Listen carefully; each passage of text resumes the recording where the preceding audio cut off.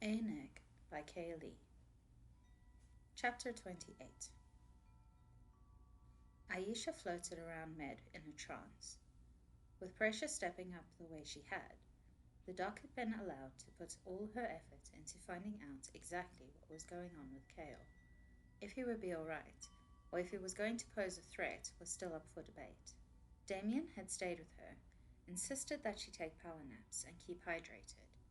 But if she were to be entirely honest, she was more worried about what would happen if Kale died, rather than turned. Max had been living, trapped as a monster since the outbreak. He'd just found his one hope at being human again, and if that hope was lost, who knew what he could do? Not to mention how it would utterly break Dylan and wreck on Damien's conscience. Despite her mind tumbling over her personal fears, Med was quiet, except for the hums of her machines, the beep of the computers, and the blink of lights that made up her personal little corner of cobbled-together medical heaven. If she had completed her training, she would have had to work for years to get a lab like this.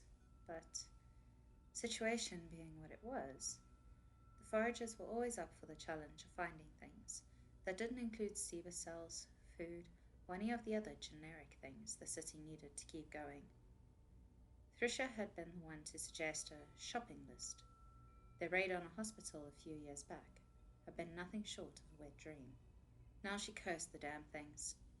None of the tests she'd run had got her any closer to figuring out how to help Kale.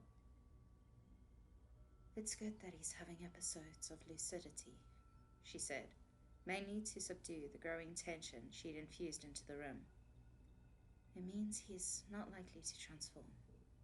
She deliberately didn't mention that it also meant he was most likely going to die. Damien knew that. There was no response.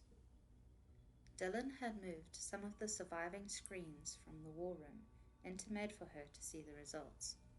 Though they were still planned, missions had apparently been somewhat postponed. She gazed at one of the screens, completely at a loss for what she was seeing. "The virus is definitely there, but—" She trailed off. No use speaking aloud if she didn't have anyone to soundboard off. Marcus was only interested in a cure. Dylan didn't work with anything alive, and Ndi was busy keeping a 110-kilogram memph contained in what was effectively their basement. "But?" Damien asked from his usual spot against her desk. Aisha jumped in surprise. She hadn't heard him come in. His hip was propped up against the corner of the table, one arm folded across his chest, and the other hand rubbed at his temples. He looked tired. "I don't know how to explain it," she huffed, too frustrated to keep up her usual tone with him. She turned her gaze back to the screen in front of her. "A normal memph's cells are completely transformed from a human's. The virus changes people on a genetic level, and that's what makes them turn. Max's cells are transformed, but they're different. The virus cells aren't permanently attached to his. They separate from the nucleus and float around in the cytoplasm when he's in human form and then gradually meld together again. That's what turns him back. Kale's cells look like the virus is a parasite, attached to the human cells, but not really. It's attached itself to the membrane, but it hasn't moved into the actual cell. I would say the virus is going to overpower it, but his mitochondrial count has practically tripled since the first test." The scout chuckled, and Aisha blushed when she realized she'd been babbling. She couldn't help it. Apparently, he still made her flustered, even with everything going on. Maybe that's why she wasn't getting anywhere.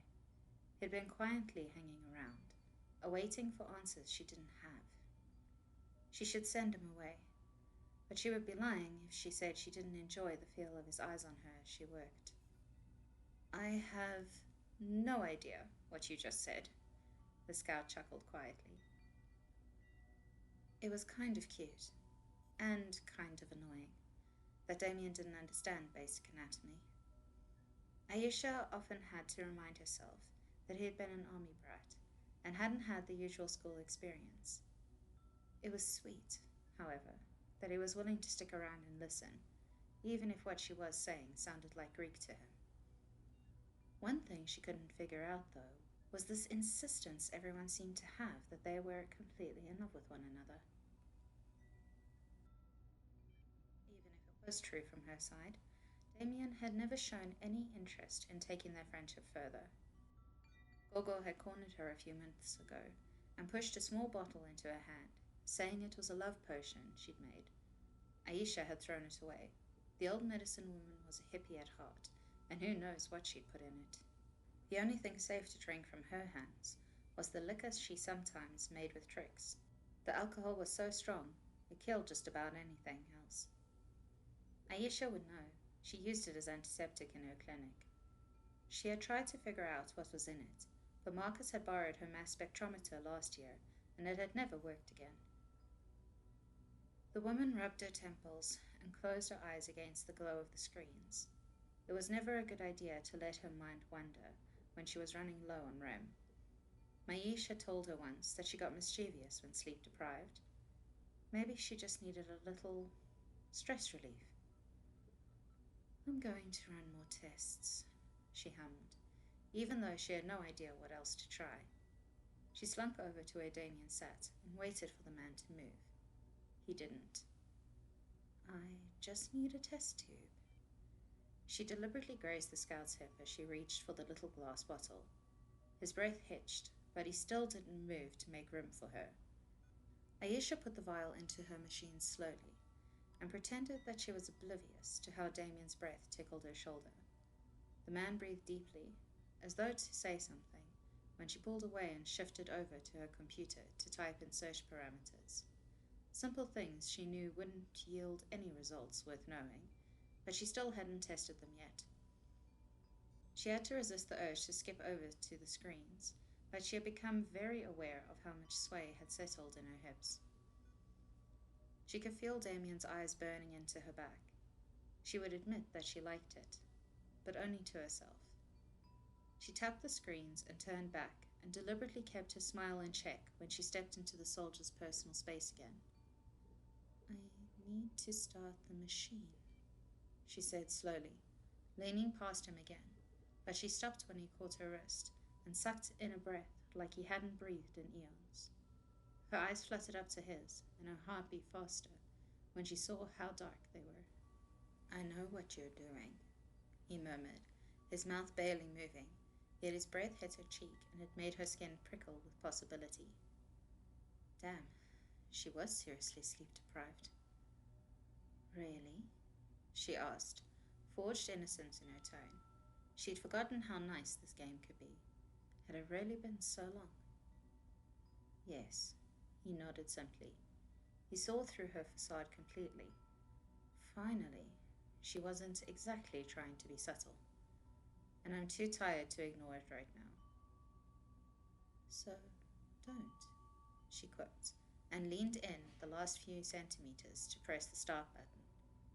It was so cliché, so cheesy, and yet the result was an escaped gasp from her chest when the scout's free arm wrapped around her waist and pulled her flush against his chest. He lifted her off the floor and turned to sit her on the desk before he pressed between her knees.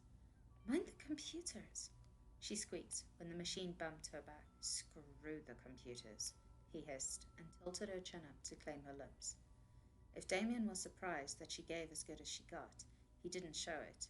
Hands groped and roamed, shirts untucked and buttons popped, breaths heavy and... Done already? Screw it. Aisha was going to ignore it. That was until she caught a glimpse of the bright, flashing, green letters. Match. She pushed Damien away and practically sprinted over to scan the screens. Her machine had found a commonality in two of the samples. Oh. Oh! How could she have missed that? How could anyone have missed that? It was so simple, really. Are you serious? Her discovery was cut short by a labored growl. Damien looked wrecked. His hair stuck out in all directions, his chest puffed out on every ragged breath he took, and below he was... Oh. Sorry, She apologized. Really meant it too, because you looked absolutely gorgeous like that. You said you were tired. You woke me up, the soldier offered, prowling towards her, and she shivered down to the soles of her feet. That was very sexy. But she had to concentrate. She just made possibly the most relevant medical breakthrough since the outbreak. I know what makes Max special, she tried to explain, not realizing that she was backing up for every step Damien took towards her. Why, Cale isn't turning. Her back hit the wall, and Damien crowded her against it, looking down at her as his massive arms bracketed her in. It was hard to breathe. Then we should celebrate, right? The low rumble of his voice made her shiver. They'd waited 6 years for this knowledge. It was ethically unsound to keep it to herself, and she should tell him to get his priorities straight. She should send him to Marcus, so they could begin properly working on a cure, but Damien was there, and his fingers hooked into the hem of her t-shirt. He pulled it over her head, and her brain must have short-circuited, because she reached out to enthusiastically pull him closer. After 6 years, surely a few more hours wouldn't